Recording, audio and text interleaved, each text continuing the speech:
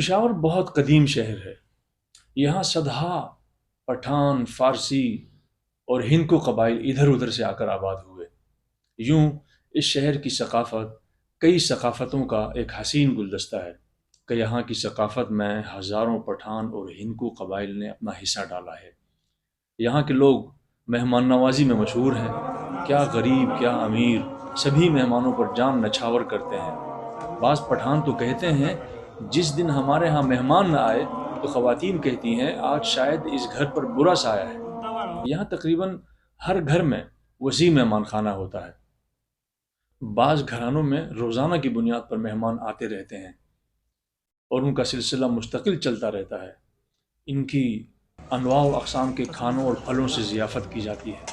یہ مہمانوں پر بے دریغ خرچ کرنے پر فخر محسوس کرتے ہیں۔ مظہر بھائی میرے اور ڈاکٹر نوح سالم ناصری کے مشترکہ دوست ہیں۔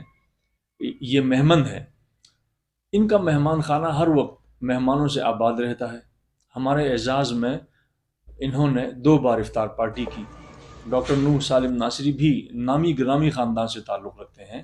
فلسفے میں پی ایچ ڈی ہیں، بہادر اور غیور عالم دین ہیں۔ ان کے چھوٹے بھائی محمد امین قیمتی جواہرات کی تجارت کرتے ہیں۔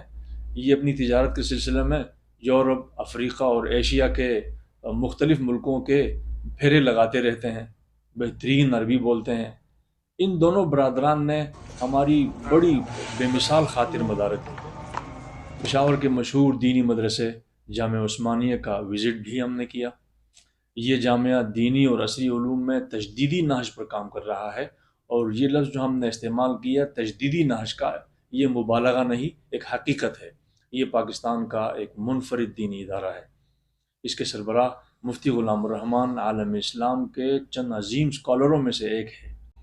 یہ علمی جامعیت میں شیخ الاسلام مفتی محمد تقی عثمانی کے پائے کے عالم دین ہیں۔ اس ادارے کے ناظم تعلیمات شیخ الحدیث مولانا حسین احمد ہیں۔ یہ وفاق المدارس پاکستان کے ناظم اعلیٰ ہیں۔ عبقری مدرس ہیں۔ یہ لکھنؤ والوں کی طرح اردو بولتے اور لکھتے ہیں۔ ان کی تحریر سے ان کا نام ہٹا دیا جائے تو لگتا ہے خواجہ حسن نظامی کی تحریر ہے۔ ڈاکٹر احسان الرحمن عثمانی مفتی غلام الرحمن کے صاحبزادے ہیں، پی ایچ ڈی ڈاکٹر ہیں، علم و عمل میں اپنے والد کے پرتو ہیں، باغ و بہار شخصیت کے مالک ہیں۔ جامعہ عثمانیہ وزٹ کیا تو ان سب سے علیحدہ علیحدہ تفصیلی ملاقاتیں ہوئیں۔ مفتی غلام الرحمن اور مولانا حسین احمد میرے استاذ و مربی ہیں، اور ڈاکٹر احسان الرحمن عثمانی میرے بے تکلف دوست۔ ان حضرات سے یادگار ملاقاتیں ہوئیں۔ ہم وقت نکال کر پشاور کے چند مشہور بازاروں میں بھی گھوما کیے۔ کمر توڑ مہنگائی نے یہاں کے بازاروں کی رونق اور گہما گہمیاں چھین لی ہیں۔ اب یہاں پہلے جیسی رونق نہیں رہی۔ ہم عید سے 2 دن پہلے بھی بازاروں کی طرف گئے۔ قصہ خانی، دال گراں، صدر، ہشت نگری، چوک یادگار، اندر شیر، گھنٹہ گھر، مینا بازار، کریم پورہ، یہ یہاں کے مشہور بازار ہیں جہاں ہر وقت رونق اور میلے لگے رہتے تھے۔ اب ان مشہور تاریخی مقامات میں وہ پہلی والی رونق نہیں تھی۔ عالمگیر مہنگائی نے یہاں کے غریب اور متوسط طبقے کی قوت خرید بھی چھین لی ہے۔ مشہور تو یہ ہے کہ لاہور زندہ دلوں کا شہر ہے، مگر شاید یہ ان کا دعویٰ ہے جنہوں نے پشاور اور اہل پشاور کو نہیں دیکھا۔ اصل زندہ دل لوگ تو پشاور میں ہیں۔ یہاں کی ثقافت، یہاں کا کلچر، یہاں کی روایات عربوں سے بہت ملتی جلتی ہیں۔